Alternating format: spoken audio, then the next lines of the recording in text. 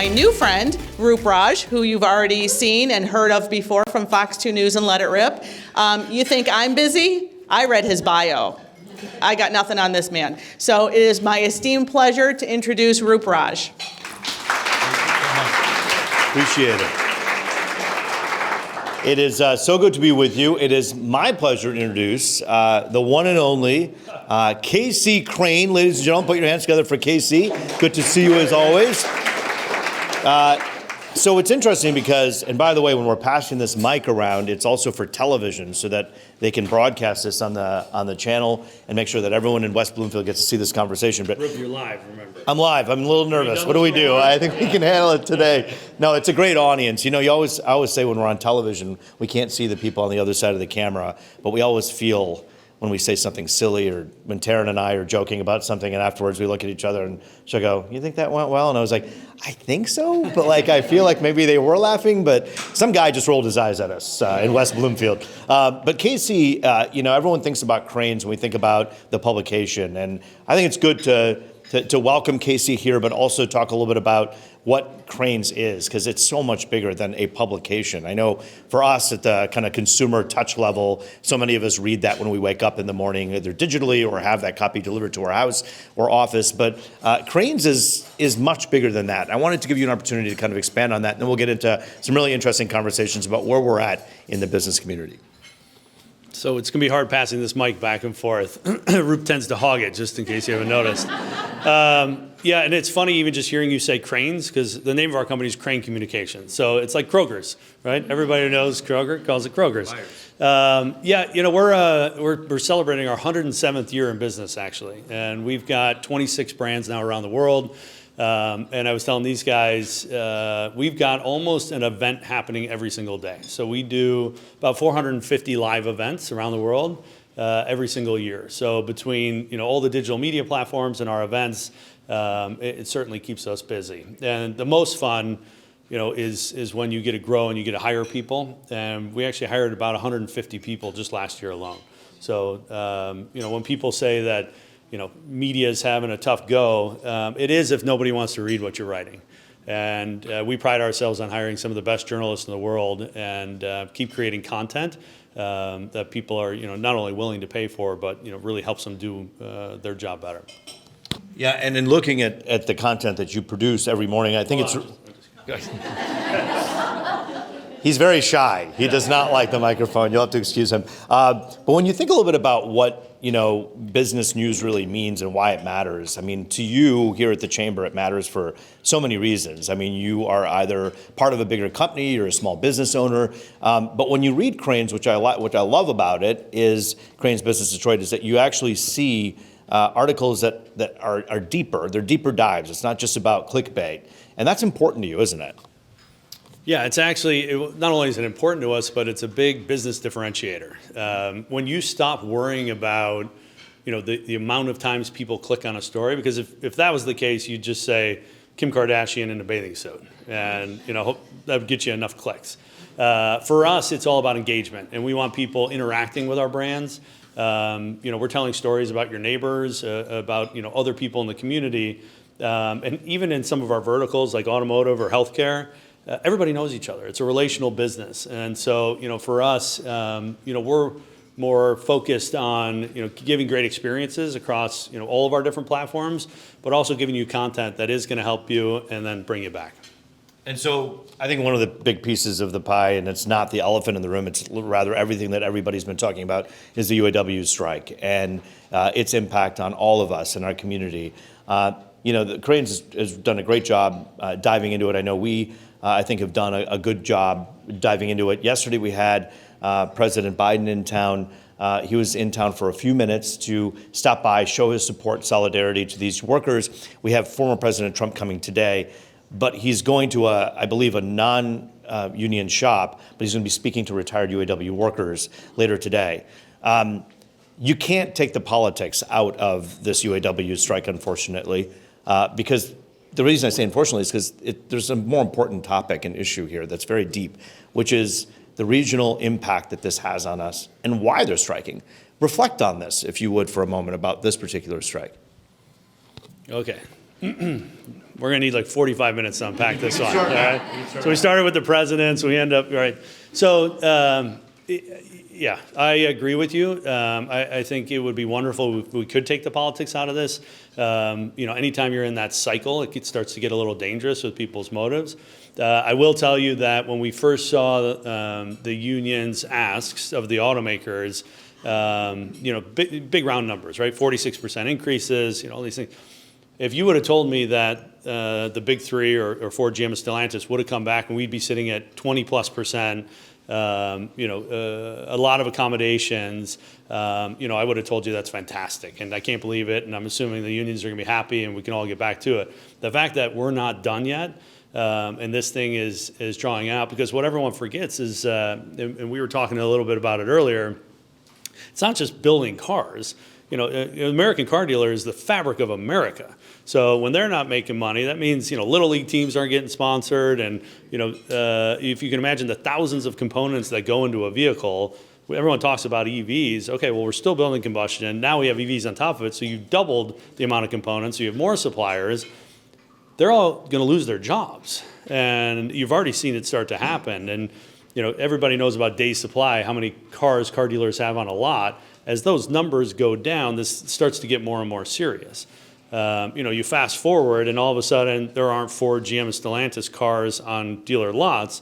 People are going to go buy cars somewhere else. Fast forward even further and the car makers say, well, why am I building cars here? This doesn't make a lot of sense. So I think that, it's dangerous when it starts to get, politicized too far, but also this thing can't go on too long. We've come a long way in the negotiation, and the sooner we can get a deal done, the better it is for everybody. I know you're seeing this, the same press releases that we're seeing, and every time General Motors, Ford, or Stellantis comes out with a release, it's been rare for them not to mention the non-unionized plants down south. They mention, not by name, but Toyota and Tesla, and they mention it each and every time. And many of us in the newsroom kind of talk about it as this a veiled threat against the UAW workers saying, hey, this system is old and it doesn't work for us anymore, and we're going to start doing what the other guys do. I don't think they want to, but by mentioning it, I think they're putting it into the universe, right? Yeah. I'm not going to pretend like, I know what Mary Barra and Jim Farley are thinking, or even Carlos Tavares, but, you have to imagine, and the scarier thing than that, Roop, is they wouldn't be going down south. They'd be going to Mexico. Because the way the agreements are, it wouldn't be in the U.S. So they're going to Canada, they're going to Mexico. And when you're running a company that's that big, you can't just assume that they're going to take somebody putting a gun to their head without, any repercussion or reaction from their side. So, again, I just think that the sooner everybody can come to terms, the better it's going to be for not only our community, but for the country. Well, we saw in 2008, 2009, right about there, that the government got involved heavily with trying to help with the autos and the bailouts, as they called it, or the rescue plan, as they officially called it. But I guess the question I have to you, from your perspective, is when you look at the government's role, or the president's role, or Congress's role in intervening. Don't ask me that question. I mean, is there something? Is there something we can expect more than a president walking a picket line? In your mind? I do like talking to business people. I like talking to chambers. I think the government has a role. I don't think it's here.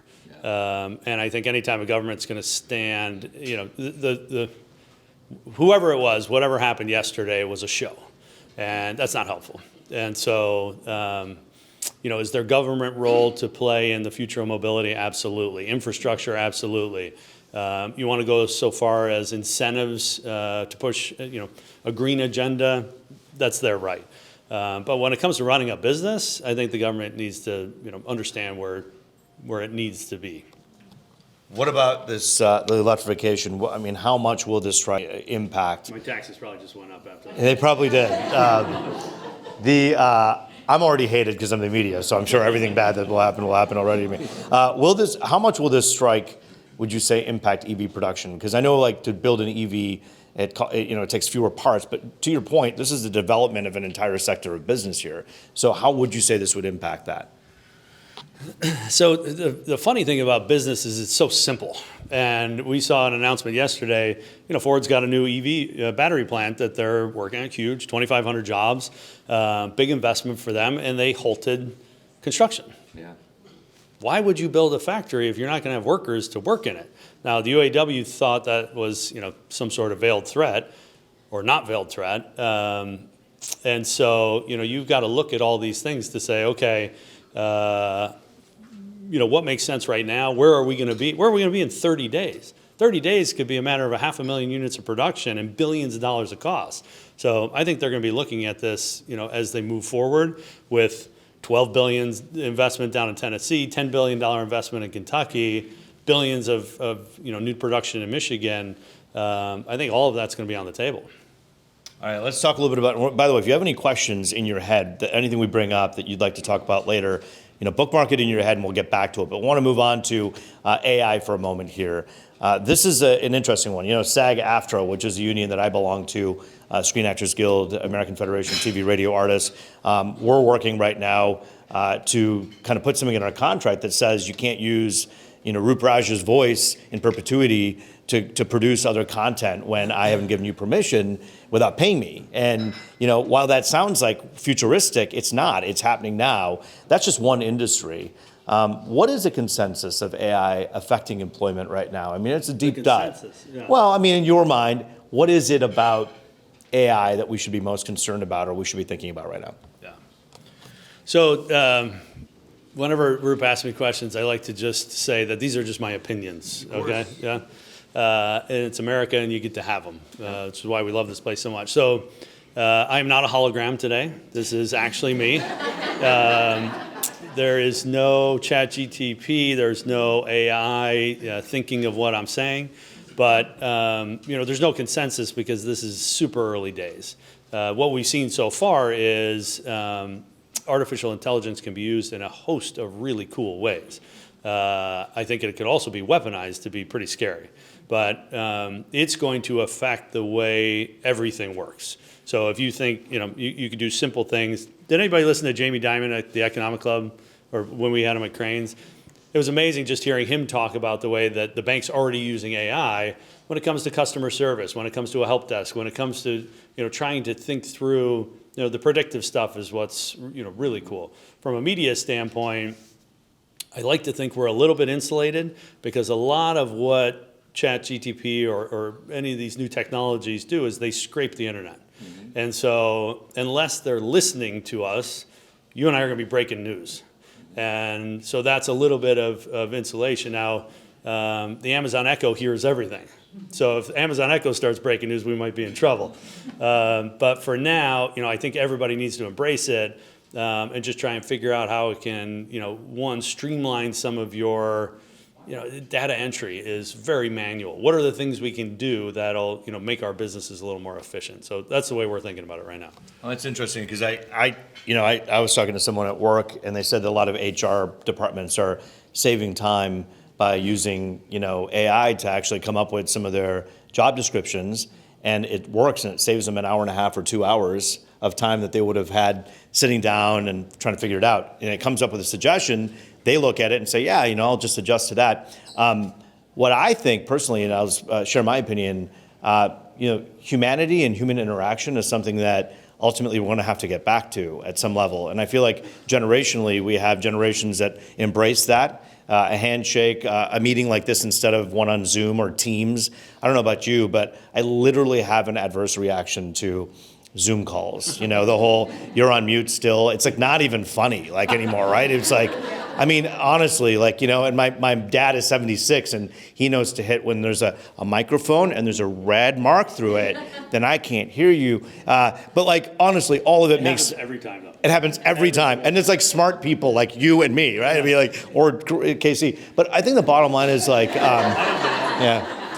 But I think it's like, to me, I sit back and I love what Casey said because scraping the internet, that's what AI is doing. It's not coming up with anything that isn't already on the internet. Yet. But I also think that the human, my wife's a mental health therapist, and she always says the reason people feel irritable and this is a real psychological thing, most of the time it's because they've been too glued to mechanical or automatic things, whether it be your car or your phone, and you need to like go like earth. And she's kind of like a hippie, so maybe she means like go outside and like stare at a tree. But we'll go to the park like halfway through a busy day for 10 minutes. I'll meet Julie there, and we'll go to the municipal park in Rochester just to like see water, and it brings your nerves down. I think humanity. Now you got the breathing thing. The breathing thing. Yeah. But humanity is important. But I wanted to get back to you, Casey, in terms of the regional impact. I know that media, we can talk about how it affects our jobs, but what industries would you say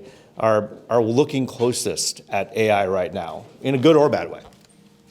I'm just going to follow up real quick on the technology aspect. I have 5 kids, and if you don't think that technology is actually addictive, you're not watching. It's nuts seeing these little people. And whenever you hear any of the CEOs from Silicon Valley talk about technology, they usually don't let their kids participate in social media. They limit screen time. They're so much better at it because they know the harm that it can do. But anyway, that's for another conversation. Disruption. What's interesting is watching legacy companies deal with disruption, and you call it a clean sheet company, right? Somebody that's starting from scratch. So automotive is obviously a perfect example of legacy companies that are trying to figure this out. We always talk about it. You're fixing the car while the car is moving, right? That's what they're trying to do with their business. Some are separating their P&Ls, some are starting up new standalone businesses. I think you're seeing the same thing in healthcare. Disruption is happening all over the place. People want convenience.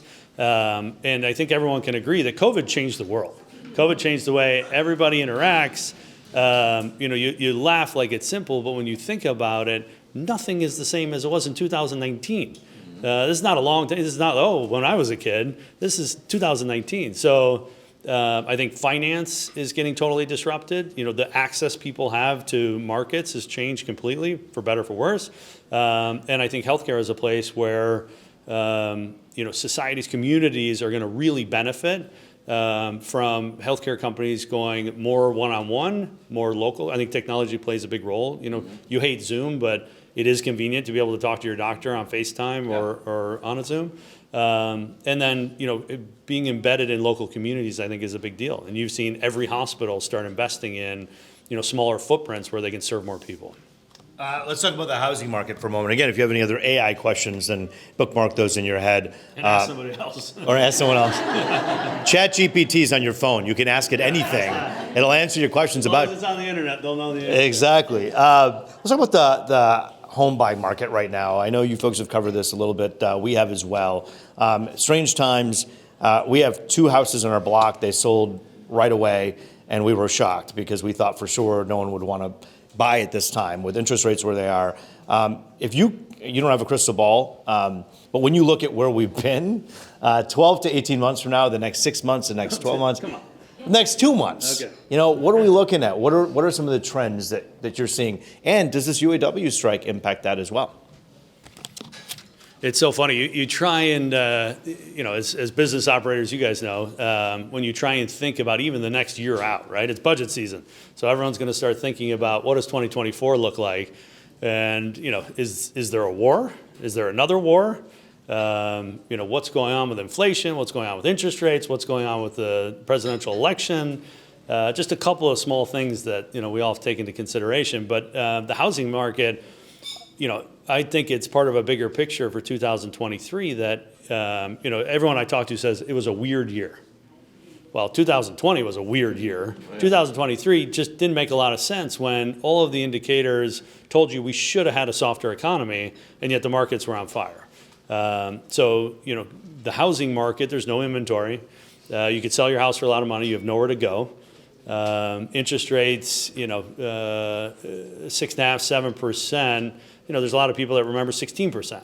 So I think younger buyers are having a harder time chewing on 7%, 8% than some of the older home buyers. But I think in the next 2 months the market stays strong. The strike could definitely affect that. I hate when you wake up and Crain Detroit says 700 people were laid off at X supplier. Those are people that are going to have to figure out the next move. And is that in Michigan? Maybe not, right? Is it a new industry? Maybe. So I think there's a ton of variables, and the strike will be a huge player in a lot of them. You just kind of wonder a little bit about, where this ends up on day 12 of the strike. We talk often in our newsroom about what number they're really looking for here and what they were looking for initially when someone in a negotiation asked for 46% and the other folks are saying, we're going to give you 2021. Do you land at 33? Is that the magic number? It was 46 and 0. Well, 46 and 0, right. Yeah, so you're right. We've already come to 20. You'd think that would be the deal point. But it's not. And there's another issue, and I got to go back to the strike for a quick moment. I mean, the autos, when you look at who has the power, it's the people who have the most amount of money in their bank account right now. And if you look at the big three together, it seems like there's some people who say, hey, they could lock people out and drain the strike fund and then move forward. But is there any, what's the path that you see as we kind of head back towards the strike just for a moment? Yeah, and just for the record, the strike is not good for anyone. No. And it's kind of a who is going to end up the least worse off. And I think the workers are always going to be worse off. The strike fund, nobody knows what it is, but it can't be forever. And the big three, they're flush now, but when they're not making cars and factories aren't working, it is so capital intensive to build automobiles. And the supply chain is so massive that the cash flow goes quickly. And some of these auto suppliers are month to month. And if Stellantis or GM or Ford changes their terms by 30 or 45 days, that's a big hit. Sure. Now, they've all come out and said, we're going to try and support our partners as long as we can, but we can't do all of them. We can't do it forever. This thing needs, you can just see, right? It's a pattern. This thing needs to come to close. And I think it was in 2019, GM, they had their strike, and it was hundreds of thousands of units of production, billions of dollars of cost to the automaker. Now, I don't know how you go back to a partner relationship after that, but day 12 feels like it's been a lot longer than that. Yeah. The media attention is so big because the impact is so great for this country. Yeah, I think in 2019 it was $3.5 billion. They said something like 400 to 500 million a week in 42 days. Yeah, one automaker, 42 days, 3.5 billion. That's talking about real money. Yeah, and it's a lot to think about and a lot to wrap your head around. Want to ask you about small businesses. I had the chance to talk to the governor probably 2 months ago, and I kept asking her after that. You remember what happened with the restaurants and them coming back with the lawsuit and saying essentially the governor's policies were overreaching. And don't ask me this one either. No, but I have to ask you about small businesses that are concerned about a reinstitution of some of those pandemic era things. Here we are getting some colder weather. We know that COVID is not gone completely. It certainly is not in the pandemic phase, but it's an endemic. But as people try to keep their employees safe, what are you, at Crain's, what are you writing about? What are you thinking about when it comes to how employers are trying to get ready for this flu and COVID season? I think I honestly almost don't want to give it justice by talking about it. We're not seeing it anywhere. We're not talking about it. Crain's New York isn't writing about it. Crain's Chicago isn't writing about it. We're not seeing it in any big business, let alone small business. I think there's a little bit of talk on the periphery and some of those bigger major media outlets that are looking for those clicks. But no, I don't think, again, with 5 kids, they're sick all the time, so who knows what the hell it is. But no, I don't see a lot of risk to, some of those issues that we were dealing with before. And that's good to know. I know some of the chamber folks wanted to ask that, especially small business owners who are maybe concerned about that a little bit. Maybe we all have a little bit of, again, referencing back to my wife, who's a psychologist, a little bit of PTSD. We hear the word COVID and we automatically frame it the way we did in 2020, when in fact it's not the same at all. And we have to remember that as we move forward in our respective businesses. All right, chambers of commerces. We're here. This is the Chamber of Commerce. They want to know kind of what to do to support local businesses right now. Small businesses are the first to be impacted by anything bad. Is there anything they can do to protect right now their businesses to be prepared for an economic downturn or anything that comes our way? What are some safeguards, guardrails that they can put in place? Is that your question? No. That was okay. This is from the chamber. You guys wanted this question. So, again, the more we talk about a downturn, the more we can, get ourselves into this kind of thinking. It is always prudent to be prepared for, any sort of economic bump. I mentioned, 4 massive global issues that could affect all of our businesses. I run a media company. I mean, we're at the whim of the economy just as much as anybody else. We do things to try and protect ourselves the same way anybody else would. There's no fail-safes. We've been through COVID. We've been through a bunch of these different issues. If you think back a couple of years, we had freighters that were importing things that caught on fire and sank, and we had pandemics, and we've done all these things. So you've seen how resilient small businesses are here. I think the best way to insulate ourselves is to get people to buy more, and especially at a local level. I think that, like everything else, when you see huge pendulum swings, it always comes back. It always comes back, whether it's a little bit or a lot. Things don't necessarily, go out that far and stay there. So, again, I'm not going to pretend like there's any magic bullet for insulating a business, but I think that, we've shown and we've seen that entrepreneurs and business owners are some of the most creative and resilient people around. And that is true. A little bit about when we look at moving forward and helping one another. I think one of the things that I always want to point out is that when you come to a Chamber of Commerce meeting, reaching across the table or moving from one table to another and saying hi to someone, the partnerships here are incredible. And I think that's one of the things that probably could help local businesses more. It's like, what do you need? What do you need? When you look at partnerships at this small level and medium level, that's not very different than what they do at the larger levels, right? I mean, it's about reaching across and seeing what the guy across the table is doing, right? That's important. Yes, Roop, that's important. Yeah, Was that the question? Well, I mean, how important is it? Yeah. Why is that important? What can they do more of? I mean, that's important to do, I think. Yeah, 100%. And one of the things that I'm very passionate about is being a lifelong learner. And when you think in that aspect, you have to be when it comes to technology. Sure. And, partnerships, the best partnerships are when you can get the, 1 + 1 = 4, right? So how do we do a deal, or how do we find a partnership where we can serve our audiences, we can serve our constituents or our clients, and figure out a way to plus up whatever product we have, partnering with somebody else. And, we're always big proponents of that, kind of open door policy. But, at the local level, I think nowadays people just need to be more open. And, I think technology's forced us all to be a little bit more that way, get out of our comfort zone. But, to your question, I think it's very important. All right.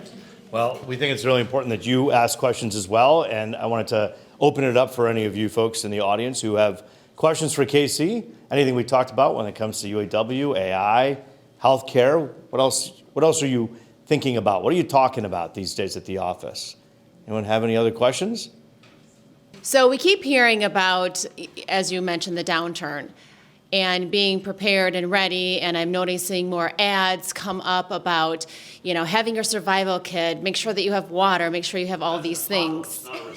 Well, I got to tell you, it is out there and it is coming out fast. So I just wanted to get your thoughts on that, because the commercials are out there and I'm seeing a lot more of it. I don't like it. I think it's dangerous. I think, as we call them, cheap teases. We see it on the competition. We just scoff at it. To scare someone to watch something is disgusting. It's disgusting. It's outdated. It's old. It doesn't work. And people are smart enough, whether you have a PhD or a GED, to know the difference between clickbait and the real deal. However, because of what I think we had happened to us for the last few years, which is trauma, we kind of go back to that. Our limbic system just kind of resets and goes to that place of fear, and we become afraid. I would honestly say, do not bite on the bait, the clickbait. That the only way to tell someone that you don't like what's being done to you, whether it be someone in front of you or a media place or like a TV station or a website, is to stop taking part in that. And one thing we're really, really passionate about at our station is, we have the luxury of being number one and in 25 to 54-year-olds.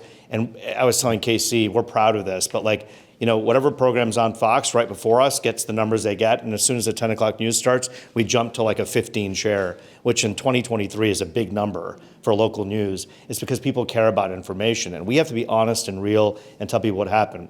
And before I pass it on to KC, I will say everything that I reference in my head about how to cover a crisis comes from my experience covering hurricanes, including Hurricane Katrina. When I was working in New Orleans, covered 24 hurricanes, and I had to sit at the desk for 14, 15, 16 hours at a time and tell people where to get food, where to get water, where to find their relatives. We have to be careful in the media to not make everything a Katrina.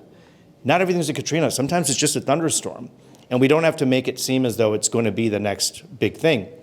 I think the most important thing, the most responsible thing is to say, to your point, I don't believe, to what Casey said, that's an apocalypse. I don't think that preparing for an economic, even if there is an economic downturn, preparing for it, we've been through this before, so your storm kit's already packed from 2008, that's my opinion, and that's just what I think. But I will say, from a media point of view, if you see something you don't like, by the way, tweet at them, call them, tell them you thought it was irresponsible or bad or scary or silly. Deceiving, because it's not fair. Now, again, we have the luxury of having ratings on our side, so we're not running around trying to get you to watch. You're watching no matter what. And we're thankful and grateful for that. But we can never forget that we can't take that for granted. And the reason that people watch, whatever station you watch, if it's not our station, it's another station, is because you trust them and you like them. And people you trust and like shouldn't scare you. And the only thing I'd add to that, and how good would Roop be in politics? You got my vote, buddy. Look at that smile. Look at that smile. Yeah, love it. There's another Indian guy who's already a congressperson, I think, who I'm mistaken for way too frequently. I think is almost right. Just real quickly, the other thing I would just mention, when you're thinking about, and I hope you're not thinking about bad things happening, but the one thing that really resonated with me when we went through the pandemic was local leadership. And there were a couple of times when I was surprised that I didn't know that was the guy or gal that was responsible for that decision that affected my family so personally. And so, I think as we get into cycles, everyone needs to pay a little bit more attention. You haven't heard of this person on the ballot. You haven't, seen any commercials about this. Well, the name sounds, whatever. Do your homework. Do some research. Local leadership is so important these days because it affects all of us. And, as we're trying to battle through, business is hard enough.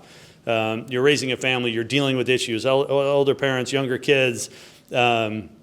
I think that local leadership plays such an important role, and we all need to pay a little more attention to it. How do you tell the public to not really believe everything they hear? I mean, we want to trust you, but we know that there is an agenda in a lot of the, media platforms. So how do you tell people, to kind of be more discerning in what they're spreading, if they hear something?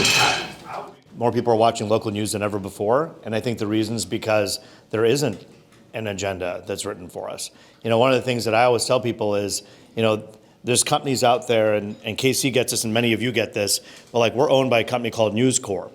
News Corp has many different companies within that corporation, many companies, and one of the companies is 21st Century Pictures, used to be about, we make movies. And then separately they have Fox News, which is a separate entity. And then they have another entity called Fox Television Stations, and Fox 2 is a part of that, 17 stations. We're not operated by the same machine that Fox News is operated by. So we don't have any editorial influence of them telling us how to cover. When Biden came to town yesterday, and tonight on Let It Rip, I'm going to be asking Congresswoman Debbie Dingell whether or not she thought this was nothing but a photo op, if he only showed up for 14 minutes to march for 15 minutes and fly back, is that just a stunt? Ask fair questions, ask tough questions of both sides. Ask the Republican who will be on today, the former Oakland County chair, hey, former President Trump's coming to town to talk to non-union people who are retired. Is this okay? Is this the Republican Party that you support? Asking tough questions. No one is in my ear saying, please don't ask that or please ask this. I think, and I will speak honestly, I will defend my competition even at 4 and 7. I know for a fact, I have friends who work at all three stations, no one is being told by their parent company how to talk or what to teach people to believe. So I think that's really important. National news, I can't speak for them. I don't work for national news, but I know locally more people are watching, and I think that's probably one of the reasons. I think the only thing I'd add to that, I always consider us to be fortunate because we're in business news. So, politics sneaks in every once in a while, but it's usually how some sort of government, legislature, or legislation affects business. That being said, I think one of the scariest things about where we are now is it's hard to believe what you read, or you don't know what to believe. And that's why I think, to his point, who would have ever thought that local TV would be doing better now than it's been doing in a long time? It's because people are looking for, truth. And so, if you're on Facebook all day, you're going to go insane, right? I mean, you don't know what's up, what's down, but everyone can trust Roop. And, he can, and I mean that, he can ask questions and, make people give honest answers on a platform that is live, that, holds people accountable. So I think you're going to see a shift here. But, again, social media is terrifying.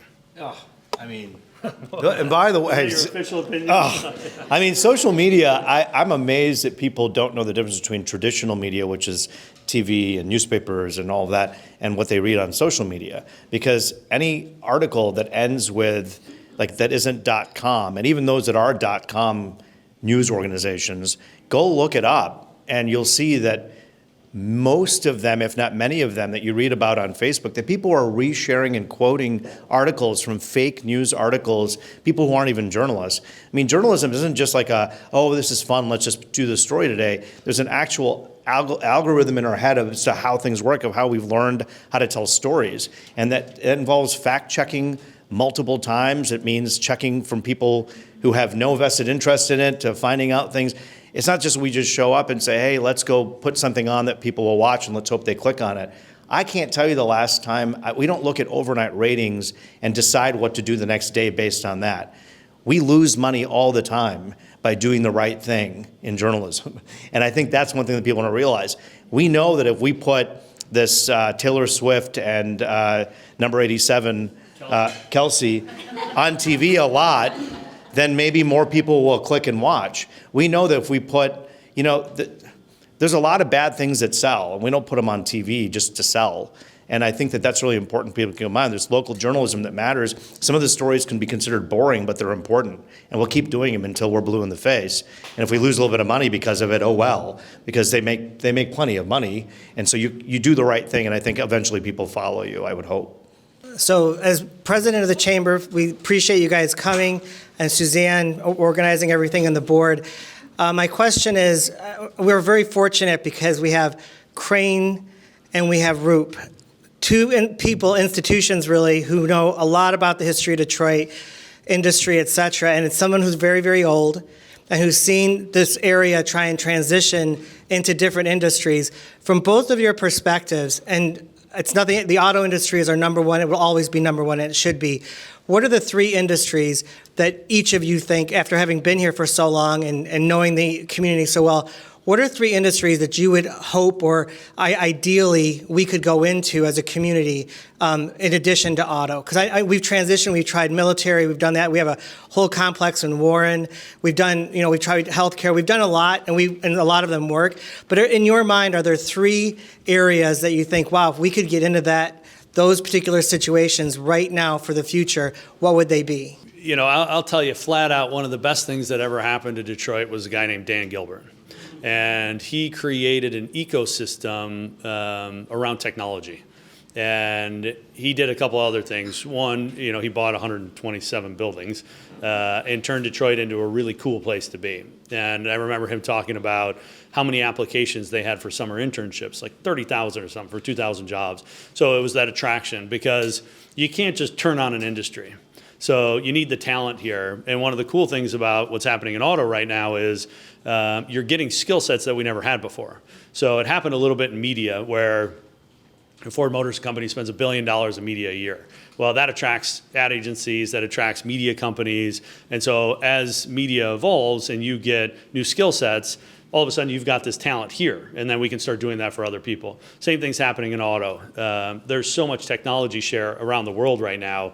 You read about the EV charger or a EV charging station, but the technology going into cars around LiDAR and radar, the communication that has to happen, that's a big deal, and that's used in so many different industries. So I think that's another great platform. How can we take that and attach rocket fuel to it and make Michigan become one of the places that's educating the rest of the world on future technologies when it comes to mobility? And we're reading a lot now about flying cars. It's not a joke anymore. I interviewed a guy from Hyundai last week who said by 2025 they'll have working flying cars. Now FAA and everything else has to obviously play a role. So I think the long answer to that is it starts with the talent, and I think that we're blessed to have 3 of the biggest companies in the world in our backyard. But we have to make sure Michigan is ready for that as well. We have to make sure Michigan is a business-friendly place. And right now, this media attention is not helping a lot. But I think when it comes to private enterprise and technology, Michigan, if you look at what Dan did, fintech became really hot here in Michigan, and he built this amazing company that funded so many other technologies and so many other businesses. And when you have success, it attracts people, right? Everyone wants to be part of a winning team. Well, if we can make Michigan a winning place, then I think it'll attract a lot of different industries. I mean, really, what he said is paramount. I mean, that he really hit the kind of the bedrock of what we can do. And to answer your question, I can, on a periphery, answer some of the supplemental points to what I think Casey said and why I think it's true. We have a lot of talent here. My dad and mom came to this country when there was a drought of engineers. I always find it, excuse me thank you for indulging me on this one, but it always frustrates me when, you're on television every day, you get a lot of emails, you get a lot of tweets, and a lot of them are racist just because people are angry at the world and they just don't like to see you, maybe someone who looks like me in that seat. But I always think it's very silly when racism is so silly to me because it's just like, it's so childlike. My mom and dad were invited to come here. Like my dad was at Ford Escorts in India, engineering tractors, and he sees an Uncle Sam poster that says, "We want you, come to America," 1973. And because of the engineering talent in India, and this country is built on the talents of people who come from different parts of the world. Our founding fathers came from a different part of the world. I mean, it's just so silly, the racism to me, that they don't even think about the workforce development and why people like my dad came here and then people were telling their son to go back to where they came from. I mean, it's just ridiculous. It's disgusting. And there's no place for it. And I won't give it any more time, but I will say that the reason I think this is important to frame that way is because so many people come here to study in our great universities here in our backyard. And, I was listening to Malcolm Gladwell speak at the auto show, and he's from a little town out in Ontario, and Waterloo, Ontario, and he said the difference between America and Canada is when people come to study at Waterloo University, that little university, the retention rate of keeping people who were here on visas and who were here studying was something crazy like 87%. In America, the number is much less than that. And so retaining and keeping talent from different parts of the world, instead of looking at them as the enemy and say they're taking our jobs, they're helping create more jobs for all of us to have a more sustainable economy and a better future. And if we can just remember that and maybe change the framework of why people are so afraid, this country is not white alone. It is white, black, Indian, Middle Eastern, Chinese, and excuse me for leaving out anybody. It is all of us. And that talent needs to be respected. We have a gold mine of talent coming from across the world. We got to keep them here. That's number one. I think what Casey said about tech is so important. My cousin works in Austin, Texas. He left California to go to Austin, and now Austin's getting saturated and super expensive. So now he's looking at Detroit. And he's trying to figure out, he's looking at some of Dan's companies like StockX and some other places. Hey, and he came and visited, and he walked around downtown, the most walkable, safe, beautiful downtown that this country is seeing right now on the upswing. It's a gorgeous city. We got to get people to come here. So I feel like there needs to be some kind of a job tourism thing that comes through here where we get a bunch of buses from New York and California and other places. Come look at what we have to offer. But I think tech is huge too. And of course, healthcare. We have a lot of talent here as well for that. What would you tell your 20-something self now? And what would you say to that individual in your seat in business, and how technology has changed the way that they've learned, they consume, and business is changing as a result of it. We talk about this a lot in the office. I think coming out of the pandemic, it's the young people that are suffering the most because it is really comfortable to wake up in the morning and go to a computer. You don't have to do anything. You don't have to get in the car. You don't have to, do a whole routine in the morning. The problem with that is you're not interfacing with people. And so for the young folks, especially coming out of university, that's everything they should be doing, is interfacing with people and figuring out how the world works and collaborating. And, again, Jamie last week was talking about, just being able to pop your head into someone's office. I saw that email, really pissed me off, or I saw that email and that was great. Yeah. And over Slack, it doesn't have the same tone. And so I think, coming out of that, they're probably the ones most comfortable living in that screen world where, we're so happy we're out of it. But you see this trend a lot. There's some car dealers now that are training young people with an iPad because they're uncomfortable interacting with humans. These are people. And so they're doing all this training on an iPad. So when Roop comes in to buy a new Ford, he can say, hey, look, have a look at this iPad, and I can point all the features because it's like a crutch a little bit, and it makes him feel more comfortable. So, that's what I would consider hybrid. It's pretty crazy to even think about, but, I would just push for everybody, for the young people to try and interact with other workers or other colleagues as much as possible. I miss people. I do. I like people. And if you're an introvert, even my wife is an introvert, and she even says, she's like, I go to the grocery store sometimes when I haven't seen a human in a while just because I want to be around people. And that's an introvert who loves to bury her face in a book, and she doesn't like to. I try. I love my wife for what she is and who she is, but she loves her books and her fireplace and her blanket and just likes to take walks in the park and that kind of thing. But look, if we had two extroverts, our neighborhood would be like, please shut up. The Raj just needs to be quiet. I'm loud enough for both of us. But I think the 20-year-old thing, I think that's important. I feel like we can't lose our humanity, and we have in many ways. And I think what I craved most during the pandemic was getting back to see people. And I just hope maybe that young people feel the same way. Maybe that it's not fun to just be locked up in the house. But if someone's paying you good money to do it, that's the hard part, right? Casey, isn't that the challenge? Like, I'm in my pajamas. Why should I have to get up and go face traffic, right? Absolutely, yeah. Anyone else? So I was recently involved with a publication with Kurt Nagel. He actually works for Crain magazine.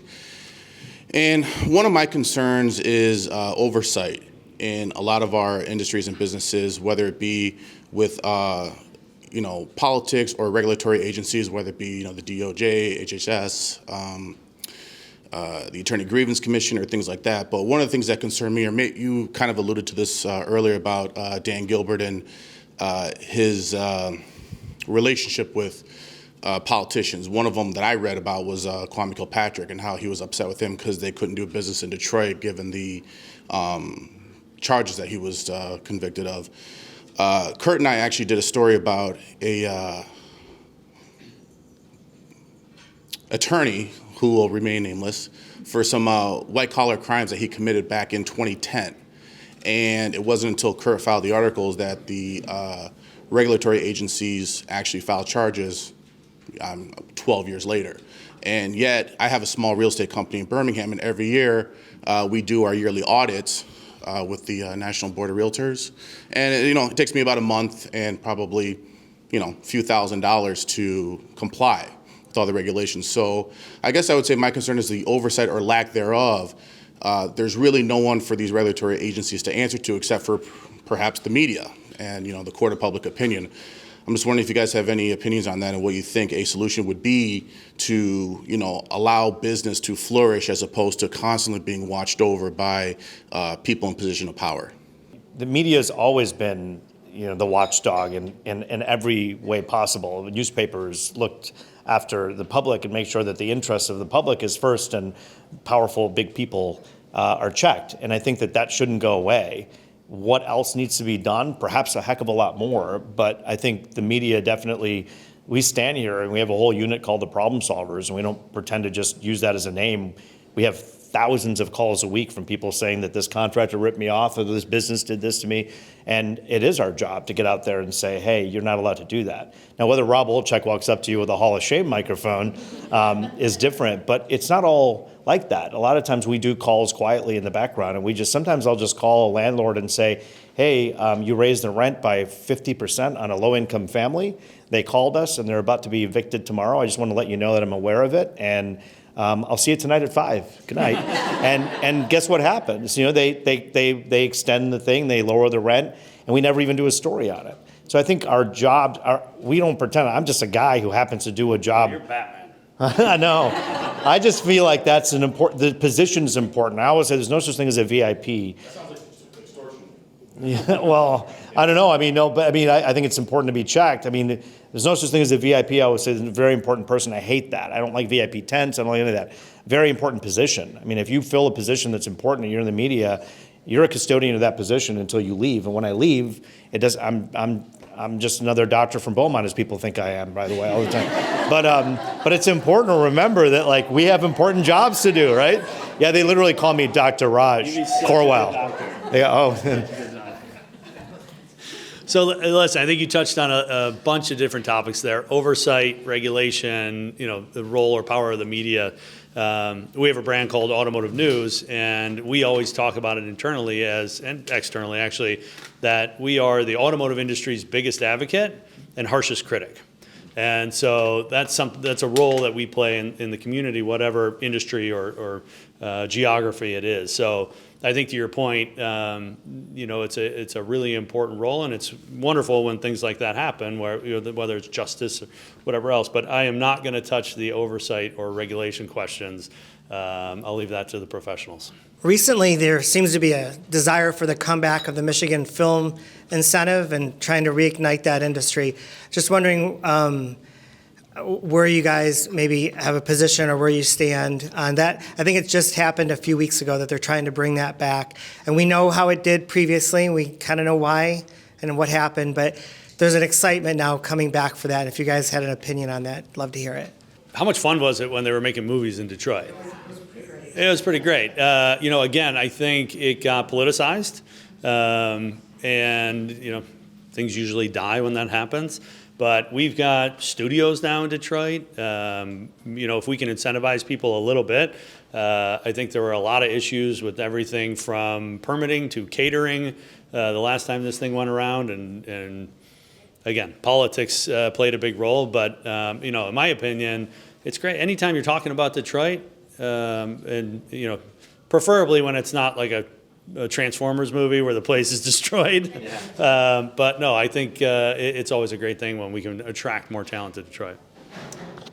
I agree with KC. I think, I lived in Louisiana before I was here, and New Orleans and Louisiana became a hotbed for movie producing, and it was a very uber Republican governor named Governor Bobby Jindal, who also people thought I was him also. So that was nice. But it's interesting because Bobby Jindal, the governor, a lot of the Republicans were like, what are you doing, dude? Like this attracting Hollywood. They called it Hollywood South. And they still produce a lot of movies, including, I think, the show NCIS, New Orleans, was shot there. And it's amazing to see how it spurs the economy. We got a taste of it for a short time in 2010. But I think, you mentioned caterers, seamstresses, talent. There's restaurants. I mean, it's amazing. And down south, the streets are blocked off. The most frustrating thing for New Orleans people are the potholes and the movie crews, and so but it's a good thing. It's my wife's hometown. Whenever we go back and there's another movie being produced, I think, wow, wouldn't that be great to happen here? Unless it's the elephant in the room, Governor Snyder at the time thought that the money would be better allotted to pure Michigan tourism ads, and that did work.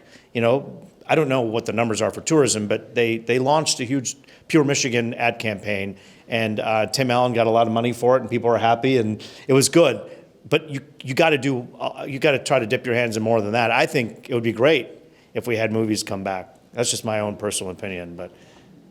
Us in healthcare here worked through the pandemic. We didn't get virtual because patients needed still care. So we went from a time of what I guess would be normal patient care, to almost 100%, we couldn't even barely touch patients. We were segregated and isolated. They were segregated and isolated. And we saw and we still see the outcome of that. Because we see patients that are having a hard time. Then we went into this kind of middle area where we had to wear masks and things like that. Some people still do. There's still fear. So I appreciate the fact that you both mentioned how important it is to get back to talking to people. We have some great outcomes at our hospital because we're actually getting back to actually just talking to people without a computer in their face, or sitting down and talking to families and asking how things are going. And I think, spreading that through every industry is what's really going to turn us back around, because of anything that we're all different, as you mentioned, differences, we're all human. And we all have those same needs and those same, desires and those same wants and those same, hopes and dreams and things. So I appreciate you both. Two separate industries. Here's another separate industry. We're all coming together on that exact same platform. So I appreciate and applaud you both.